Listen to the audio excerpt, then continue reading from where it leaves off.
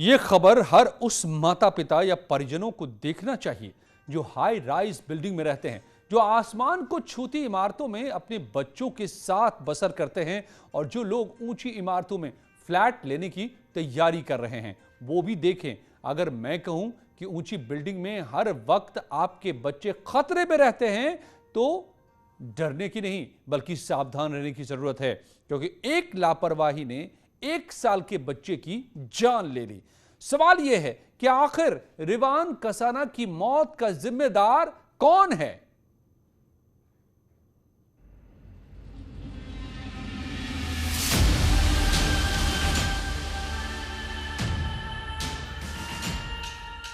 ऊंची इमारतों में रहने वालों सावधान।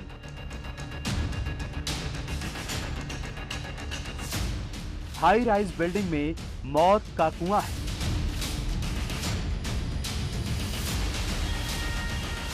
कमरे के बाहर और बालकनी में मौत मंडराती है।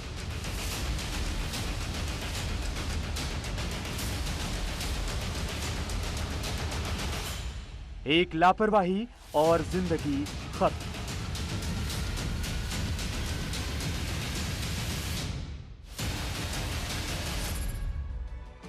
पहले इस मासूम की तस्वीरें देखिए। अभी अपने पैरों पर चलना सीखा था।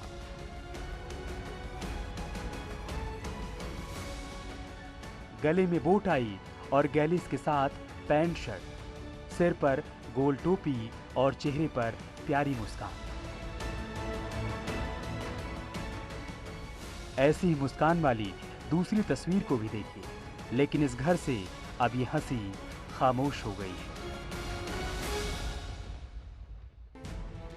ग्रेटर नोएडा वेस्ट स्थित कासा ग्रीन वन सोसाइटी के इसी फ्लैट में इस बच्चे के साथ माता पिता रहते थे।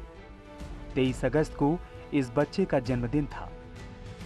माता पिता घर को सजा रहे थे कि पहले जन्मदिन को यादगार बनाया जाए, लेकिन उन्हें क्या पता था कि ये दिन ऐसा जख्म दे जाएगा कि कभी नहीं भूलेगा। उन्हें यह भी नहीं पता था कि उनका मासूम डोर खोलकर जिंदगी से दूर चला जाएगा। इस समय हम ग्रेटर नोएडा के कासा ग्रीन वन सोसाइटी में मौजूद हैं। फ्लैट नंबर 1206, 12वीं मंजिल और 12 महीने की जिंदगी।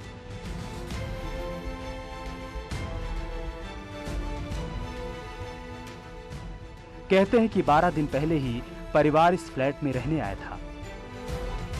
बच्चे के जन्मदिन को लेकर पार्टी का आयोजन किया गया था। परिवार के लोग पहुंचे थे और ये जो खुशियां थी ये मातम में तब तब्दील हो गई जब बच्चा इसी फ्लैट से खेलते हुए और ये जो गैलरी है यहाँ से होते हुए और इस सीढ़ियों तक पहुंच गया। 1 साल का बच्चा ठीक से चलना भी नहीं जानता था। कभी वो घुटनों के बल चलता तो कभी दोनों पैर पर खड़ा होकर भागने लगता था। 23 अगस्त को भी वो मम्मी पापा के साथ खेल रहा था और खेल खेल में कमरे को डेकोरेट किया जा रहा था। उसी बीच बच्चा कमरे से बाहर निकला और फिर सीढ़ियों तक पहुंच गया। आप तस्वीरों में देखेंगे सीढ़ियां हैं ये, यही सीढ़ियों से बच्चा 12वें फ्लोर से सीधे -2 में पहुंचा, यानी तकरीबन 14 माले से बच्चा गिरा। बच्चा जब गिरा तो गार्ड को जब सूचना मिली तो तत्काल प्रभाव से जो गार्ड थे यहाँ के वो बच्चे को लेकर नज़दीकी अस्पताल पहुंचे। बच्चे की तब तक सांसें चल रही थी। और जो गौर करने वाली बात है, मैं कैमरामैन से रिक्वेस्ट भी करूंगा कि वो आपको तस्वीरों में दिखाएं। ये देखिए यहाँ पर अगर देखें तो जो गैप था, क्योंकि बच्चा जाहिर तौर पर 1 साल का था तो दौड़ भाग नहीं सकता था, तो रेंगते हुए ही पहुंचा होगा। और ये देखेंगे गैप जो है, ये गैप करीब करीब 8 से 10 इंच का है और बच्चा यहाँ जाहिर तौर पे इन्हीं गैप से जो है वो नीचे पहुँच गया होगा खेलते खेलते। गैप इतना ज्यादा है कि फिसलकर बड़े लोग भी नीचे गिर जाएं। अगर सीढ़ियों की सुरक्षा रेलिंग के बीच इतना गैप न होता तो शायद ये मासूम बच जाता। अब जो है परिवार इस समय हालांकि यहाँ नहीं मौजूद है और परिवार जो है बच्चे को लेकर अपने गांव चला गया है, लेकिन आपको बता दें ये जो घटना है ये कोई ऐसी पहली घटना नहीं, क्योंकि हाई राइज सोसाइटीज़ में लगातार हम लोग ये देखते रहे हैं कि इस तरीके की घटनाएं होती रही हैं। और अब ये एक रेड अलर्ट सिचुएशन है, ताकि सभी जो बिल्डर्स हैं, जो कंस्ट्रक्शन वाले हैं, अथॉरिटीज़ हैं, जिला प्रशासन है, इनको अलर्ट होना होगा, ताकि इस तरीके की घटना पुनरावृत्ति ना हो, अगली बार दोहराई ना जा सके। और सबसे बड़ी बात आपको दिखाएंगे, ये जो परिवार है ये महज अभी 2 हफ्ते पहले 14 से 15 दिन पहले ही यहाँ शिफ्ट हुआ था, गृह प्रवेश हुआ था बाकायदे।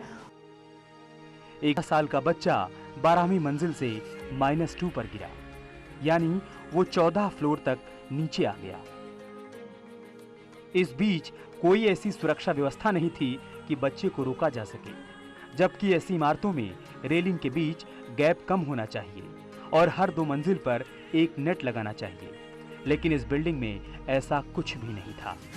12वीं मंजिल से जब न्यूज़ 18 की टीम -2 पर पहुंची तो वहां पर खून के धब्बे दर्दनाक कहानी को बयां कर रहे थे। इस समय हम कासा ग्रीन 1 सोसाइटी में मौजूद हैं और -2 पे मौजूद हैं, और यहीं पर आकर बच्चा 12वें फ्लोर से गिरा था। आप तस्वीरों में देखेंगे, यहाँ पे कुछ अभी भी फिलहाल स्पॉट्स हैं जो तस्दीक कर रहे हैं कि बच्चा 12th फ्लोर से -2 में गिरा, यानी करीब 14 फ्लोर नीचे आकर बच्चा गिरा है। और सबसे बड़ी बात यही है कि हम लोग ने, जैसे आपको ऊपर भी दिखाया, कि जो रेलिंग है उस रेलिंग में जो स्पेस है वो काफ़ी स्पेस है, करीब 8 से 10 इंच की है। जाहिर तौर पे बच्चा 1 साल का हुआ था तो दौड़ भाग नहीं सकता था, रेंगते हुए ही पहुंचा होगा। और वो जब वहां से अपने फ्लैट से 1206 से निकला होगा, रेंगते हुए रेलिंग पर पहुंचा और उसके बाद वहां से सीधे इस स्पॉट पर यहाँ पर आकर गिरा। और जो सबसे बड़ी बात है, जो ग्राउंड फ्लोर पे गार्ड थे, उनको जैसे ही आवाज़ आई उन्होंने देखकर उन्होंने अपने सिक्योरिटी के जो अधिकारी हैं उनको सूचना दी, और वो लोग बच्चे को तुरंत यहाँ से लेकर रवाना हुए अस्पताल के लिए।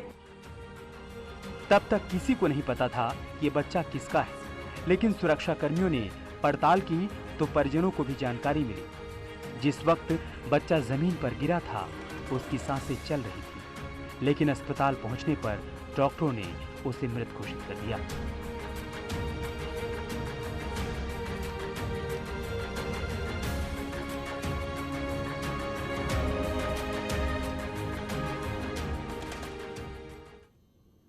ये तस्वीर डराने वाली है, लेकिन डरने से ज्यादा सावधान होने का वक्त है। अपनी अपनी इमारतों में इस तरह से मौत के कुएं में सुरक्षा उपाय करने की जरूरत है। सिर्फ ऐसी सीढ़ियां ही नहीं, बल्कि बालकनी में भी जो रेलिंग बनी है उसमें 4 से 5 इंच का गैप होता है, जो छोटे बच्चों के लिए मौत का सबब बन सकती है।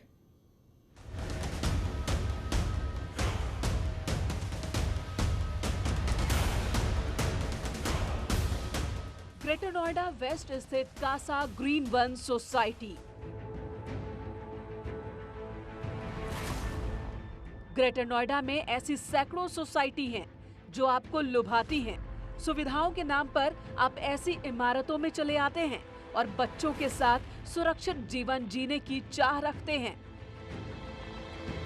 लेकिन चकाचौंध में आप उन बातों को भूल जाते हैं जो सबसे जरूरी है। सुरक्षा का मतलब सोसाइटी में सिर्फ गार्ड का होना नहीं होता। सिर्फ चोर और बदमाश ही आपको नुकसान नहीं पहुंचाते। अगर बिल्डिंग में कहीं कोई खामी है तब भी आपकी जिंदगी हमेशा खतरे में रहेगी। 1 साल के रिवान कसाना की मौत ने बता दिया कि ऊंची इमारतों में आपके लिए मौत के होल छोड़ दिए गए हैं।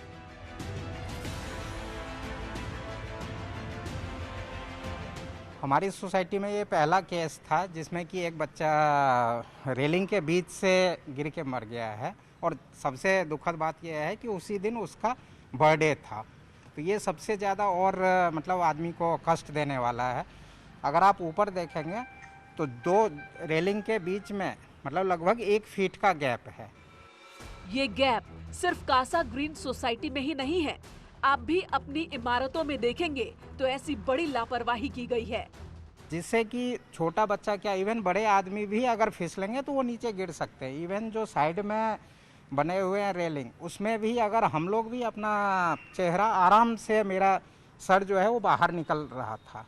उसी फ्लोर की बात कर रहा हूँ मैं, 12वीं फ्लोर पे जब हम लोग वहाँ गए थे। जो ये सेफ्टी नेट जो है, अगर आप ऊपर से देखेंगे तो कोई भी अगर पाँव फिसलेगा तो वो सीधे -2 में जाके गिरेगा। बीच में कोई गैप प्रोटेक्शन नहीं है कि अगर गिरेगा तो वहाँ उसी फ्लोर पे अटक जाए, या एक तो सबसे पहले है कि गिरे ही ना, लेकिन अगर गिरे तो कुछ तो प्रोटेक्शन होना चाहिए। अक्सर आप देखते होंगे कि मॉल या दुनिया की बड़ी इमारतों में नेट का इस्तेमाल किया जाता है। जब कोई गिरता है तो ऐसे नेट उसे रोक लेते हैं, लेकिन ग्रेटर नोएडा की इमारतों में ऐसी कोई सुरक्षा नहीं है। भी गैप है, अगर आप सारे फ्लोर पे जाकर देखो, मैंने खुद जाकर देखा, वो कम से कम 1 से 1.5 फीट का गैप है, जो 2 सरियाँ लगी हुई हैं।